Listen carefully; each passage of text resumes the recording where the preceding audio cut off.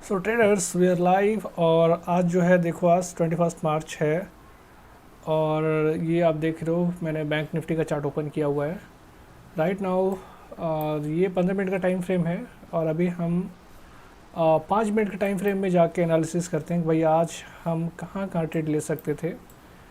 सो सबसे पहले देखोगे मैंने जो इंडिकेटर्स ऑन किए हैं वो है हमारा 20 मूविंग एवरेज और नीचे आपका पाइवोट ट्रेडिशनल है, देन पाइवोट कैमरीला है, ठीक है। सो हम लोग जो है सबसे पहले 5 मिनट के टाइम फ्रेम में फ्रॉम द फर्स्ट लुक आप देख सकते हो, कैमरीला को अभी ऑफ करते हैं। 20 मूविंग एवरेज के हिसाब से आपको कहाँ ट्रेड मिल रहा है वो आप देख लो। सो 20 मूविंग एवरेज के हिसाब से आपको जो ट्रेड स्ट्रेट फॉरवर्ड जो दिख रहा है वो है आपका यहाँ पे, दिस इज़ अराउंड 1150। और आप देखोगे इस 20 मूविंग एवरेज जो आपका लाइन है, जस्ट लाइन पे और रेजिस्टेंस लेके ये रेड कैंडल बना है और इसने ग्रीन कैंडल को टेक आउट किया है। तो यहाँ पे हमारी एंट्री एक्टिवेट हो गई है और आप जो एंट्री देखोगे राइट, जैसे इस ग्रीन कैंडल को रेड कैंडल ने यहाँ टेक आउट किया, क्रॉस किया, यहाँ पे आप एंटर कर सकते हो या फिर इस रेड कैंडल के क्लोज होने पे आप एंट्री कर सकते हो। सपोज हम रेड कैंडल क्लोज होने पे एंट्री करते हैं तो आपका स्टॉप लॉस होगा जस्ट इस 20 मूविंग एवरेज के ऊपर और ये दोनों कैंडल हैं इनके ऊपर, ओके। और आपका टारगेट होता है आपका 1:2 का, एटलीस्ट आप टारगेट ले सकते हो, ठीक है। सो दिस इज़ 1:2 यानी ऑलमोस्ट 160 इंडेक्स पॉइंट का आपका टारगेट है, ओके। सो ये था आपका 5 मिनट टाइम फ्रेम में 20 मूविंग एवरेज के हिसाब से ट्रेड, ठीक है। अब हम पाइवोट के हिसाब से देख लेते हैं कम्प्लीटली पाइवोट के हिसाब से आपका क्या ट्रेड बनता था। पाइवोट के हिसाब से आप देखोगे ध्यान से, मैं 15 मिनट टाइम फ्रेम में चलता हूँ, थोड़ा समय और चीज़ें जो हैं वो दिखेंगी, क्लियर होंगी।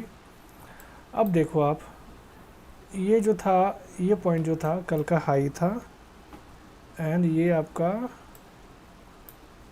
यहाँ आपका कल का लो था, ठीक है। कल का हाई एंड कल का लो, ऑलराइट। और मार्केट जो आज का खुला है एग्जैक्टली इस जोन में खुला है, मतलब कि जो प्रीवियस आप देख रहे हो, प्रीवियस स्विंग जो है या प्रीवियस ये मेजर जो आपका रेजिस्टेंस जोन जो बना हुआ था इस जोन के आसपास खुला है, ठीक है। इस जोन के आसपास खुला है, यानी आप देख सकते हो अगर मैं इसका let me take a rectangle, इतना बड़ा भी नहीं चाहिए मुझे, ये था छोटा सा, ये जो जोन है थोड़ा सा इसको और मैं ऊपर कर लूँ, ये यहाँ तक ले लो भाई, ठीक है जी। सो ये था पहले का major resistance zone. Now market जो है जस्ट इस जोन में ओपन हुआ और इस जोन को क्रॉस किया पहले 15 मिनट के कैंडल में, और एग्जैक्टली आप देखोगे तो यहाँ पे रेजिस्टेंस R1 भी था, तो रेजिस्टेंस R1 को भी इसने टेकआउट किया। कल के हाई के ऊपर ओपन हुआ और कल के जो प्रीवियस मेजर रेजिस्टेंस था उसको आसपास ओपन हुआ, उसको क्रॉस किया।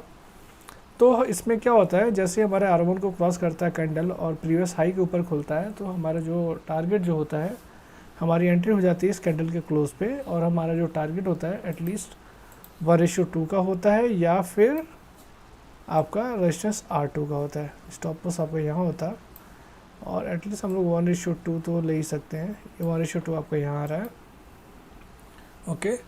और रेजिस्टेंस R2 इसमें आप इसलिए नहीं लेते क्योंकि आप देखोगे इस वेरी काफ़ी बड़ा गैप है इनके बीच में। कल का देखोगे, कल का जो दिन था, कल के जो अपना R1 R2 के बीच में कितना गैप था, हार्डली इट वाज 186, अभी कितना है 325। इसका मतलब क्या है, इसका मतलब ये है कि कल का आपका जो दिन था काफ़ी कल के दिन का जो रेंज था काफ़ी बड़ा था, तो कल के रेंज की वजह से जो आज का जो पाइवोट है that is very very wide. And आप देखोगे इस दिन 19 मार्च को आपका मार्केट का रेंज जो था बहुत ही छोटा था, इसकी वजह से जो था कल का पाइवोट का जो रेंज है वो काफ़ी टाइट था। जब पाइवोट का रेंज काफ़ी टाइट होता है तो इसका मतलब है कि मार्केट ट्रेंडिंग हो सकता है, ठीक है। अगर इसको प्राइस एक्शन के हिसाब से देखोगे तो अगर मार्केट ने एक दिन पहले कंसोलिडेट किया है इस जोन में, इसका मतलब ये क्या है, आफ्टर कंसोलिडेशन क्या होता है, आफ्टर कंसोलिडेशन एक अच्छा खासा बड़ा सा मूव आने के चांसेस होते हैं नेक्स्ट डे। वैसा ही हुआ है। तो या तो आप प्राइस एक्शन के हिसाब से देख लो या फिर आप पाइवोट के हिसाब से देख लो, दोनों का एंड रिजल्ट जो है आपका ऑलमोस्ट सेम ही होगा। And price pivot is completely based on price, ठीक है। So it's not a lagging indicator, ये प्राइस के साथ साथ चलता है, देन प्राइस के साथ साथ ही चलता है, मतलब कि ये it's also part of price action, okay. So आप देखोगे यहाँ पे आपका तो इसका मतलब ये है कि यहाँ पे R2 का आपको टारगेट लेना was not a good idea. So आप क्या कर सकते हो, एटलीस्ट 1:2 का आप टारगेट ले सकते हो, जो कि हमारा अचीव हो गया था, ओके। सो एक पाइवोट के हिसाब से आपका ये ट्रेड था, एंड दूसरा था आपका किसके हिसाब से, दूसरा था आपका 20 मूविंग एवरेज के हिसाब से 5 मिनट टाइम फ्रेम। ऑलराइट, ये सब मैं डिलीट करूँ सबसे पहले, तो थोड़ा सिंपल करते हैं चार्ट को, ओके। एंड अगर तीसरा प्राइस एक्शन के हिसाब से आप देखोगे तो आपका क्या होता है, आपका एक approximately head and shoulder pattern बन रहा है। क्लियर कट तो नहीं बना है, थोड़ा complicated head and shoulder pattern बना है। ऐसे कर लो या ऐसे कर लो, ऐसे ही कर लो, आई गेस ये थोड़ा ठीक लग रहा है। सो ये आपका complicated head and shoulders pattern बना है। मैं वो फिगर आउट करने की कोशिश कर रहा हूँ कि भैया नेक लाइन क्या होगा। ये थोड़ा सा आपका स्टेबल लग रहा है, ठीक है जी। तो आपका हेड एंड शोल्डर पैटर्न बना है, तो आपका जो है एंट्री होता कहाँ होता, नेक लाइन के ब्रेकडाउन पे या फिर रीटेस्ट पे। तो रीटेस्ट भी आपका यहाँ पे हो गया, तो आप इधर एंटर कर सकते थे, यहाँ पे एंटर करते तो आपका जो टारगेट होता है अप्रोक्सीमेटली 1:1 का यहाँ पे होता है। तो 1:1 का आपका यहाँ आ रहा है एग्जैक्टली। बट देखा जाए जो आपका एग्जैक्ट टारगेट होता, यहाँ से लेकर ये जो सेंटर है इसका डिस्टेंस 229 का, तो आप एग्जैक्टली ले सकते थे आप 229, यानी आपका this was a neck line, neck line से 229 का डिस्टेंस जो आपका आ रहा है यहाँ पे अप्रोक्सीमेटली वही आपका हिसाब किताब है, उतना ही आपका टारगेट आ रहा है। ऑलराइट,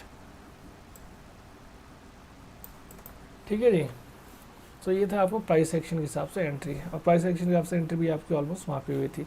अगर इसको कॉम्प्लिकेटेड ना बनाऊँ मैं, सिंपल भी आपको इसके हिसाब से लूँ, अगर इसको नेक लाइन में मान के चलूँ, अगर suppose this was a neck line, ये नेक लाइन था आपका, एंड इट काइंड ऑफ आप इसको डबल डबल टॉप जैसे भी, इसको डबल टॉप जैसे भी लेके चलो। हालांकि second top was way below the first top, but इसके बाद भी आप अगर सपोज ये फर्स्ट टॉप है and this is second top and ये नेकलाइन है, तो इस लॉजिक से भी आप देखोगे 1:1 का आपका टारगेट अचीव होता हुआ नज़र आ रहा है प्राइस एक्शन। अगर मान लो आप यहाँ एंट्री करते इसके ब्रेकडाउन पे या फिर रिटेस्ट पे, नहीं मतलब हम टारगेट लेने की सोच रहे हैं, तो मान लो इसके नेकलाइन के ब्रेकडाउन पे अगर एंट्री करते हैं आप सपोज यहाँ पे, तो आपका जो टारगेट होता 1:1 का, यानी कि इसके आसपास आपका टारगेट होता, एंड आपकी एग्जैक्ट एंट्री होती है आपकी राइट अराउंड इस लाइन के नीचे, अगर कह सकते हो सेफ्टी के लिए, तो आपकी एंट्री यहाँ हो जाती मोटा मोटी। तो भी आपको 148 इंडेक्स का टारगेट था, और स्टॉप लॉस जो आप मूव करके इसको आप यहाँ डाल देते हैं, okay. First stop loss and then आपका ये सेकंड स्टॉप लॉस होता, ठीक है जी, ओके। सेकंड क्या मतलब एक्चुअली यहाँ पे टारगेट, यहाँ पे आप स्टॉप लॉस मूव कर देते हैं। पहला ये था एंड दूसरा ये होता। चलो गाइज, बस हम यही फिनिश करते हैं। आपको ये 3 तरीके मैंने बता दिए कहाँ कहाँ आपको ट्रेड बनते थे। So let's